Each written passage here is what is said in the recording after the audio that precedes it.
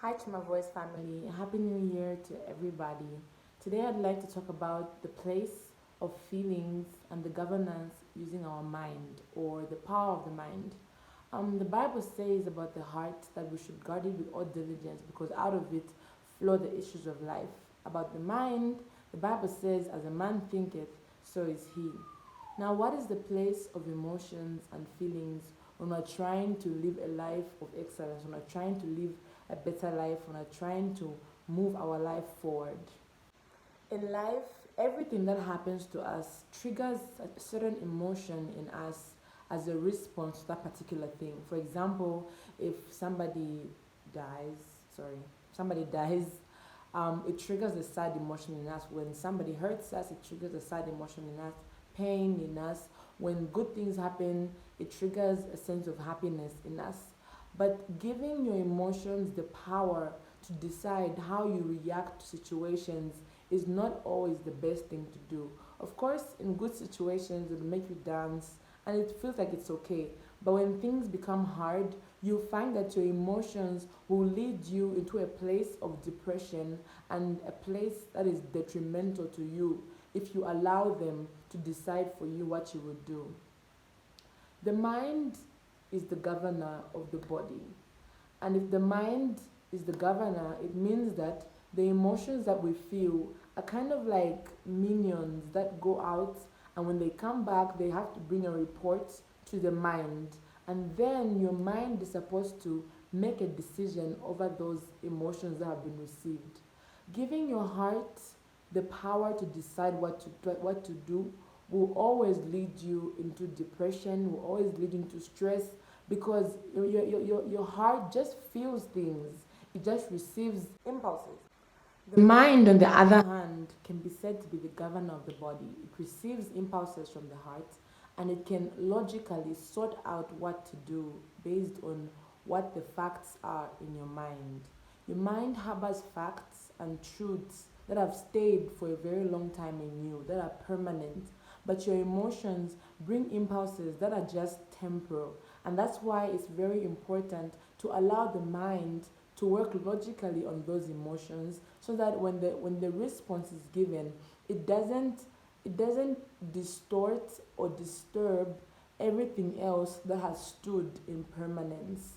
I'll give an example. If you're in a relationship and you love each other and your future is set, you've got same visions and everything is steady. There's no one cheating, there's nothing wrong. So you have an argument. Your emotions are going to tell you this person doesn't love you. But if you're arguing and you're getting hurt and you take these emotions to your mind will weigh your emotions against the facts that have stood in permanence about that person. And your mind will tell you, no, this is just a misunderstanding, and talk logically about your emotions. Tell your friend what you're feeling, and at the end of the day, this will all pass. That's your mind. But your heart will say, this person doesn't love you and doesn't want to listen to you, and you should just stop talking and just leave this relationship. And that's detrimental. Feelings only exist in response to a temporary situation, and that's why you should not give them the seat of permanence to decide what to do. Because you find that most of the time when we're in our feelings, we tend to do things that leave us regretting afterwards. That's because you gave your emotions or feelings the seat of permanence where your mind is supposed to sit. And now you go ahead and follow the rabbit hole of your feelings, and you end up in a place where your mind doesn't agree with. This happens in a lot of situations, whether it's watching pornography or whether it's just reacting in anger, whether it's just saying things because you feel a certain way.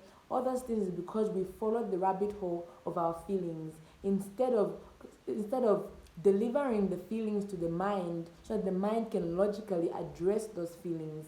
The way your mind addresses feelings is not just shoving them under a carpet. No, your mind looks at the feelings that you're having and says, okay, you're having this feeling. Why are you having this feeling? This feeling is not bad, but when it comes, it needs to be responded to in a logical manner, not in an evil manner, not in a detrimental manner. So that's the work of your mind. And that's why we need to take time whenever anything happens. We take time to analyze and then act on it. It kind of feels like you'll never be able to express yourself, but I think it's better to logically approach things than to emotionally approach them, because life is dynamic, life is long, and to have temporal actions always, or temporal responses always, could destroy a lot of relationships, could destroy a lot of things inside of us.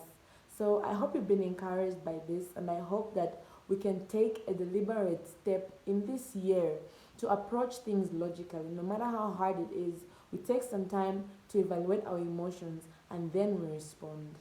Thank you.